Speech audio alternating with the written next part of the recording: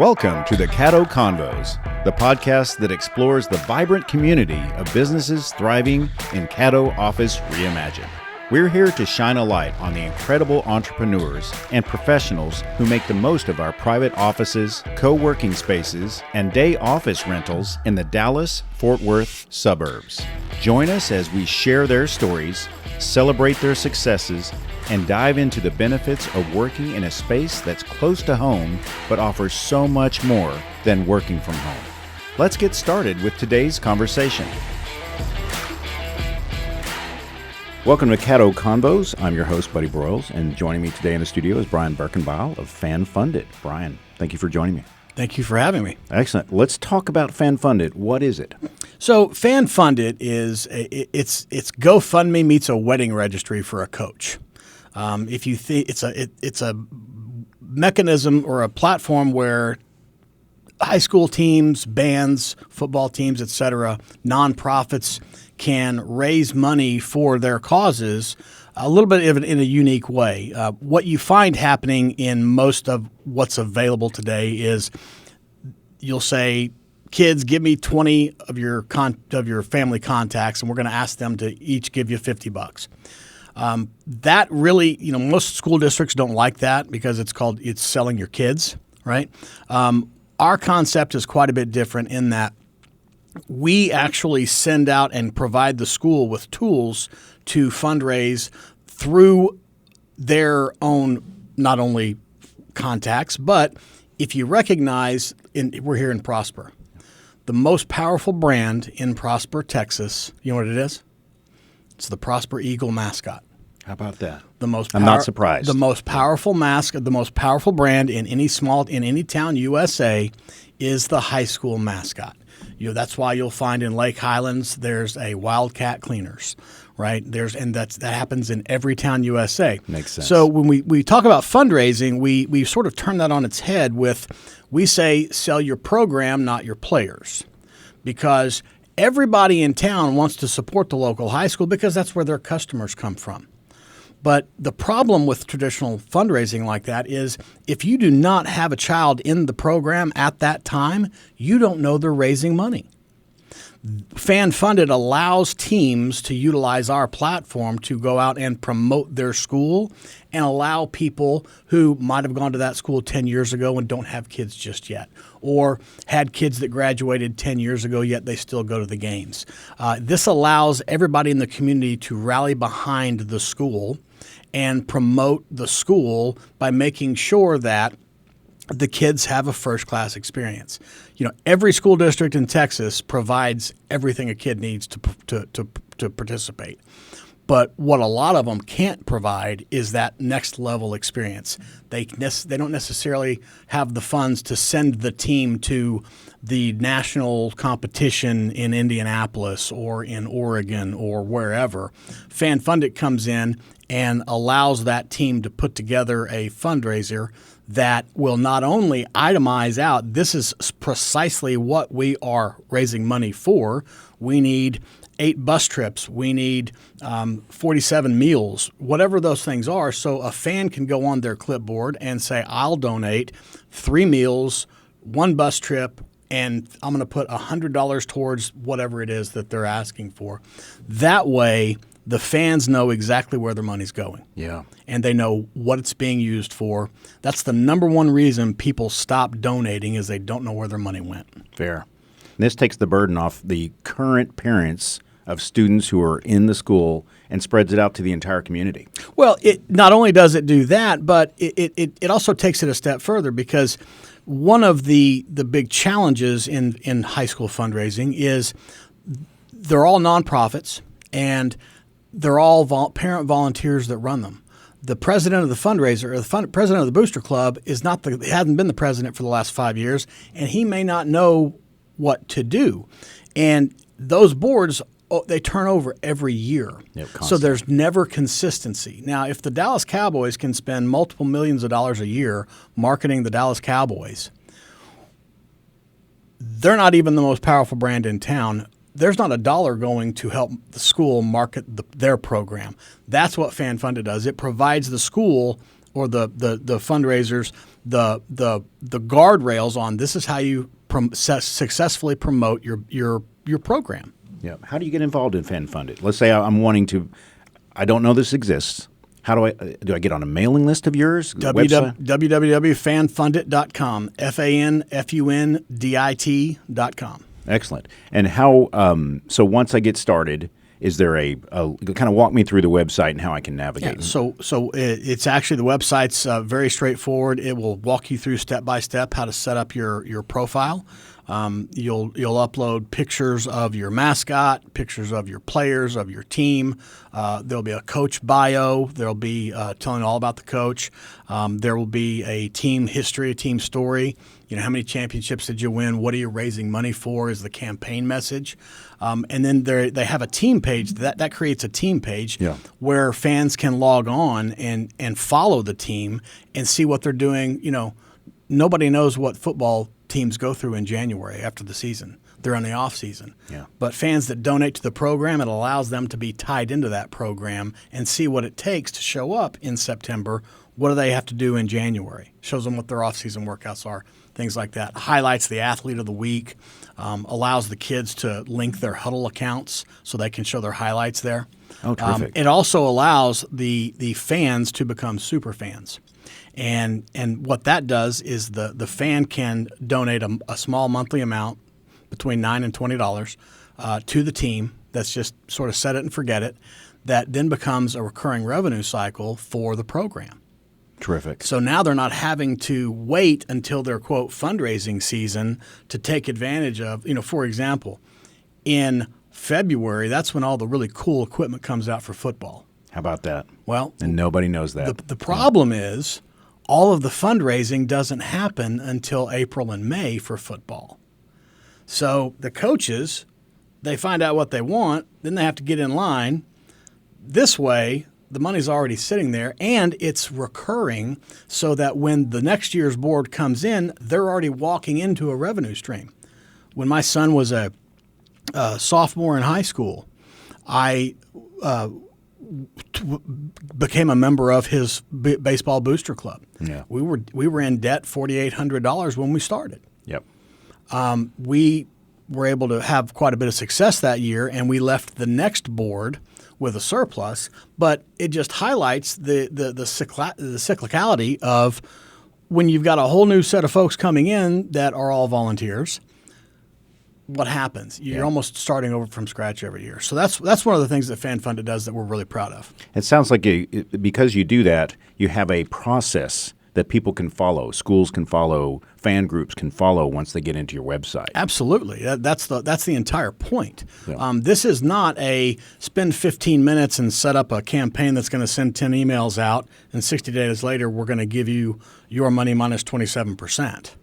This is a program where it's a enterprise level CRM for a high school program to manage their, quote, business. We provide lots of content around how to successfully set up a 501c3, how to manage a 501c3. There's 28 different fundraisers we can provide you with because the school's only going to allow you one this semester to do the digital. But, you know, every year we've got one coming up in February, the Super Bowl squares. Yeah. You want to create a Super Bowl square, we can help you do that. That's terrific. How long have you been doing this? So I've been in the credit card business for a little over 20 years. FanFundIt started out as a passion project. And when like I said, when I sat in the coach's meeting, introduced the coach when he had to tell us all that the program didn't have any money. And he didn't want to talk about fundraising, but he had to. You know, some guy stands up, says, well, Coach, let's pass a hat. He says, yeah, guys, here's the deal. We couldn't, if we had to have practice tomorrow, we couldn't because we don't have enough baseballs. There had been some theft through one of the admin department assistants. Guy says, well, Coach, can we pass a hat to get you the baseballs? He said, that's not what this meeting was about, but sure. Little lady sat in the back. She raises her hand and she says, Coach, I just have a question. How much are baseballs? He said, oh, baseballs are $88 a dozen. So guy stands up, passes the hat around, and this is back when we wrote checks still, right? Yeah. Comes back to me, and, you know, there's what you would expect. There's some 10s, there's some 20s. but there are also 12 checks in the hat. Now, guess how much every single one of those checks was made out for? $88. $88. Yep.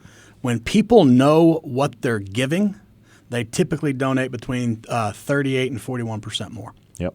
So the guy that was going to donate $50 because you said we need $50 sees that he can buy him a dozen baseballs for 88. Oftentimes he just goes ahead and kicks in. Yep. That makes sense.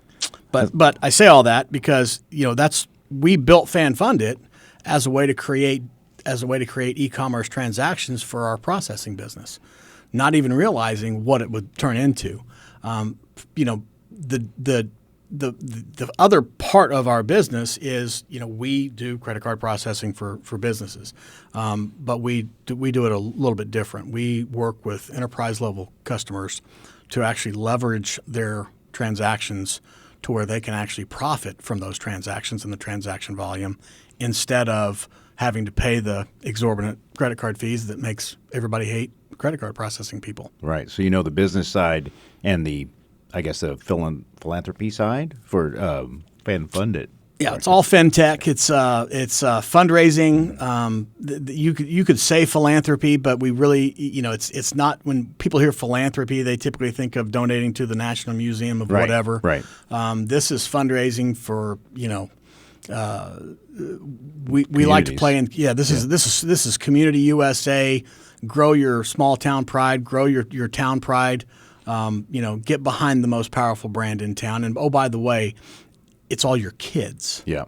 And your neighbor's kids. 20 years ago, we would lease terminals that cost us $200 for $50 a month. It's kind of hard to sleep at night doing that. Yeah. But when you're helping kids raise money for high schools, it's a great thing. Tell me about how many communities you serve and what are your goals? I mean, I imagine are you currently national? We are. Okay. We're in every state. We've done campaigns for 400 and 500 member bands. We've done campaigns for a 8-person sculling crew. They needed a new boathouse and I forget what they call them, but yeah, I mean and everything in between. Yeah. Baseball teams, any high school activity. We can help raise money for, whether it's the debate team going to a tournament or a competition, or the football team going to a game, or anything in between. Tell me some success stories. I know they're probably all success stories, every customer and so on. Have you had someone reach out to you and tell you, how much it's benefited them, or any challenges? We've had a couple. One especially in the fundraising side. Certainly, we've also had quite a few in the processing side. But yeah, there was a group out of Seattle, Washington, and they were trying to. They had been actually, as a matter of fact, it was the rowing team. Yeah. They brand new program. They had you got to have a boathouse. There's a lot of things you have to have when you're doing a rowing team, and I'm not even. And I apologize. I don't know anything about it either. Sorry, folks. Google it and I apologize for not knowing, but we don't do a lot of that in Texas. Sure. But they got a new program. They needed a boat. Those boats are like $40,000 to $50,000 new, $20,000 to $30,000 used. You got to have a boathouse to do it. This coach put the program together on a shoestring because that's what he did as his passion. And there were 3 kids on the team that made it to nationals. First year they'd done it, and they couldn't get there because they didn't have the funds, and because of the program and the help we were able to provide them, we got them all the way to the trip. They ended up taking 3rd place. How about that? Yeah. That's fabulous. And imagine the stories like that just roll in for you. Oh, yeah. Absolutely. It's a lot of fun to get we always ask them if they've had a success story, send us a hat. So we've got a nice little hat collection of all the high school hats. But and I think the real benefit there is people like me, in case like my kids have moved on, they're right. Collegiate or beyond. I still live here. Right. And the rising tide raises all ships. So if we continue to help each other, we're building the community, adding value to our community, watching, and everyone loves to know that their local team is doing well at any age. People that are raising money are all mission oriented. Anybody that's raising money, it's if I'm going to give you money, it's because I like you and I agree with your mission. That's the number one reason they give money.